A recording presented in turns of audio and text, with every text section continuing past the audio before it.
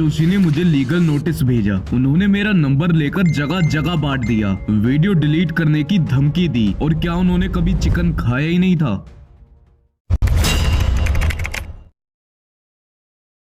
पिछले कुछ दिनों में मेरे साथ काफी कुछ हुआ, जैसे लीगल नोटिस आना, 3 वीडियो पर स्ट्राइक आना और सौरभ जोशी की साइड से रेगुलर धमकी आना और ऐसी बहुत सारी बातें जो इस वीडियो में बताऊंगा। सो प्लीज वीडियो को एंड तक जरूर देखना।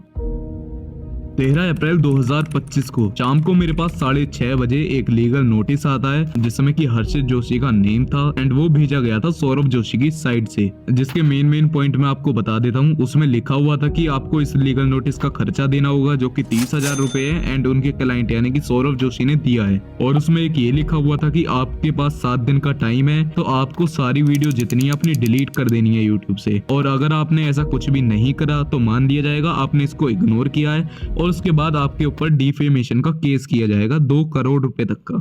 तो इस लीगल नोटिस के बाद मेरे को कुछ चीजें समझ आई कि जैसे कि अगर कोई भी यूट्यूबर इनके ऊपर वीडियो बनाता है, बड़े बड़े यूट्यूबर के ऊपर कोई भी एक्सपोज वीडियो बना दी या फिर कोई ऐसी वीडियो बना देता है जिसमें कि वो बुरी तरह से एक्सपोज हो जाए, तो उसके बाद यही सब होता है। उस बंदे की आवाज को दबाया जाता है और चैनल को डिलीट करने की पूरी कोशिश की जाती है, वो भी अभी आपको मैं आगे बताऊंगा।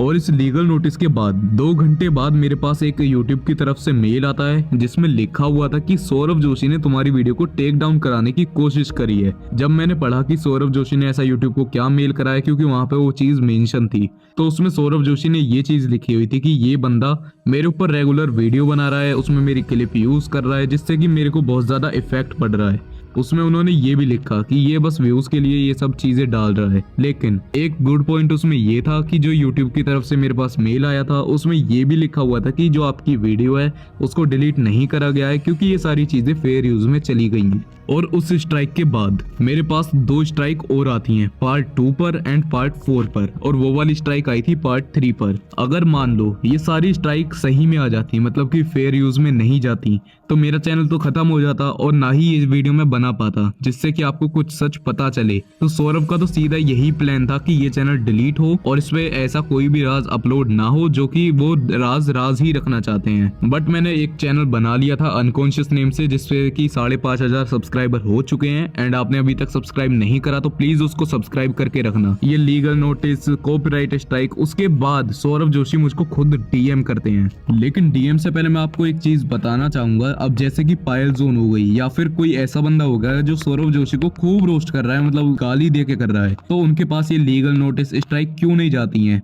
क्योंकि अगर मेरी वीडियो में ऐसा कुछ था जिससे कि उनका कोई राज खुल गया है तो इसलिए ऑफ कोर्स उन्होंने लीगल नोटिस भेजा होगा और मैसेज भी इसीलिए किया होगा। रात को 9:30 बजे मेरे पास सौरभ जोशी के 3 मैसेज लगातार आते हैं जिसमें लिखा हुआ था, सुन भाई तेरे को क्या दिक्कत है मुझसे, मेरे पीछे क्यों पड़ा है और कब पीछा छोड़ेगा। और जब मैंने इनसे पूछा कि जो मैंने बताया उसमें गलती क्या था, तो कहते हैं सब कुछ ही गलत था।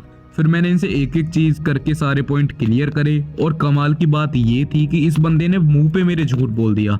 मैंने इनसे पूछा कि तुम्हारे व्लॉग स्क्रिप्टेड होते हैं या नहीं होते, तो उन्होंने बोला नहीं जी, और इस चीज का आगे प्रूफ मैं आपको दे दूंगा। लेकिन हाँ, मैं इनकी चैट नहीं दिखा सकता हूँ ड्यू टू सम रीजंस। उन्होंने मेरे से मना कर दिया था कि मेरी चैट वीडियो में शो नहीं होनी चाहिए। अब देखो, उनको अपनी प्राइवेसी का इतना ख्याल है, उन्होंने मेरे से मना कर दिया कि वीडियो में चैट मत दिखाना, और मैं दिखाऊंगा भी नहीं क्योंकि मेरे को इतनी चीजों की समझ है। लेकिन उन्होंने मेरे से झूठ बोला। उन्होंने बोला कि अपना नंबर दो, मैं कॉल करता हूँ। तो मैंने उनको अपना नंबर सेंड करा। उसके बाद जो होता है वो कमाल था। जब मैंने उनको नंबर दिया तो उसके मैंने 5 मिनट वेट करा, 10 मिनट वेट करा, उनका कॉल नहीं आया।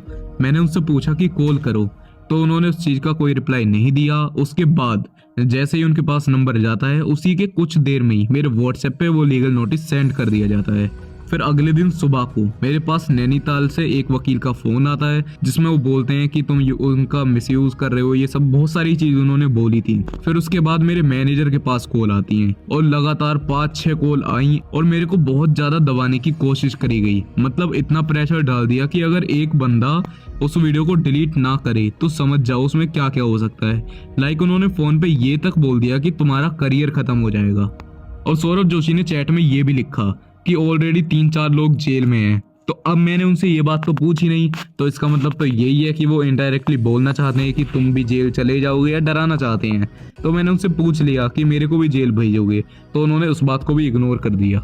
बात आती है इनकी स्क्रिप्टेड व्लॉग की, तो इन्होंने बोला था कि हम स्क्रिप्टेड व्लॉग नहीं बनाते हैं, लेकिन आप सब लोगों को पता है कि वो व्लॉग स्क्रिप्टेड होते हैं एंड मैं ओल्ड पार्ट में इस चीज़ के प्रूफ दे चुका हूँ।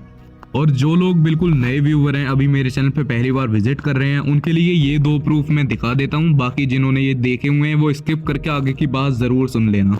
इस व्लॉग में इन्होंने अपने पूर्व और वर्तमान के कंटेंट को चैलेंज दिया कि इनके हाथ में हथकड़ी को बांध दिया जाएगा जब तक कि ऑफिशियली वो ओपन नहीं कर देते हैं उसको। लेकिन सबसे पहले हथकड़ी पीयूष के लेफ्ट हैंड में थी और कुणाली के राइट हैंड में थी। उसके बाद पीयूष के राइट हैंड में, कुणाली के लेफ्ट हैंड में, फिर दोनों के राइट हैंड में, फिर दोनों के लेफ्ट हैंड में, उसके बाद दोनों के राइट हैंड में, फिर पीयूष के लेफ्ट हैंड में आई, कुणाली के राइट हैंड में आई, फिर दोनों के लेफ्ट हैंड में आ गई, फिर पीयूष के लेफ्ट हैंड में और कुणाली के राइट हैंड में आई। यानी कि कम से कम 7 बार इन्होंने हथकड़ी को चेंज करा और 2 बार इन्होंने व्लॉग में बताया था कि हम हथकड़ी को खोल रहे हैं, क्योंकि एक बार तो उनको पढ़ाई करनी थी और एक और बार कुछ रीजन था, वो आप व्लॉग में देख लेना जाके। इसका दूसरा प्रूफ ये है कि 13 सितंबर को ये वाला व्लॉग डालते हैं जिसमें किसी ने इनको एक गिफ्ट भेजा था। और हाँ, कैमरा जो चल रहा था उसको पीयूष चला रहा था, लेकिन जब ये इस बॉक्स को ओपन करते हैं तो थोड़ी सी पैक ओपन होने के बाद आपको कैमरे में क्लियर दिख रहा होगा कि ये किस चीज का बॉक्स है, तो ऑफ कोर्स पीयूष को भी वो चीज दिखेगी, लेकिन वहां पर कोई रिएक्शन नहीं आता है। उसके बाद जब वो थोड़ा और ओपन हो जाता है तो कुणाली ने भी नजर मार ली थी, लेकिन उसने भी कोई रिएक्शन नहीं दिया। फिर सौरभ जोशी ने खुद देख लिया था कि उसके अंदर किस चीज का बॉक्स है, लेकिन जब वो पैक पूरा खुल जाता है उसके बाद इनका ये फेक रिएक्शन आप देख सकते हो।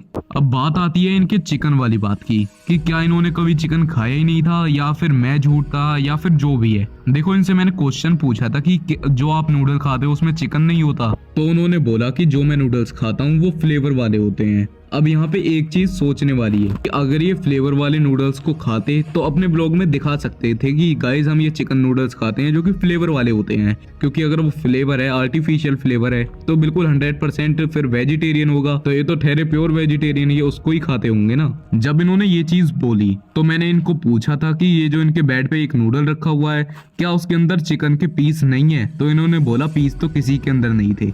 लेकिन जब मैंने पुराने पार्ट में आपको दिखाया था हाईलाइट करके, उसमें लिखा हुआ था इंग्रेडिएंट में कि इसके अंदर पीसेस होते हैं चिकन के, और इन्होंने बस एक शब्द की रट लगा ली कि मेरा पीछा छोड़ोगे नहीं छोड़ोगे, मुझसे कोई गलती हुई हो तो माफ कर दो, ये सब मतलब इन्होंने बहुत सारी चीजें बोली। और एक चिकन नूडल का और आपको मैं दिखा देता हूँ कि अगर इंडिया में किसी चीज के ऊपर रेड डॉट है तो उसको नॉन वेज मान लिया जाता है, क्योंकि उसके अंदर नॉन वेज है इसलिए उसके ऊपर रेड डॉट होता है। लेकिन जब ये इस नूडल को लाते हैं घर पे और इसके 2 पैक थे, ये भी आपको मैंने बताया था, और उसके ऊपर क्लियर रेड डॉट दिख रहा था, तो क्या अब वो भी आर्टिफिशियल फ्लेवर पे रेड डॉट लगा देंगे क्या? और आप लोगों को एक चीज पता होगी, अगर मैं अपनी वीडियो में कुछ दिखाता हूँ तो वो प्रूफ के बेस पे होता है टोटली, क्योंकि अगर मेरे पास प्रूफ नहीं होगा तो अगले दिन कोई भी आके मेरे ऊपर केस करके चला जाएगा और मैं कुछ नहीं कर पाऊंगा।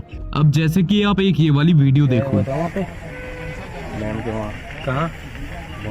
हाँ, मैंने देखा था, कल ही तो देखा था मैंने आपका ब्लॉग, कल ही देखा मैंने। वीडियो बना रहे हो क्या? नहीं, हाँ फोटो भी, वीडियो मत बनाना प्लीज, यहाँ पे सर्च चीज का वीडियो।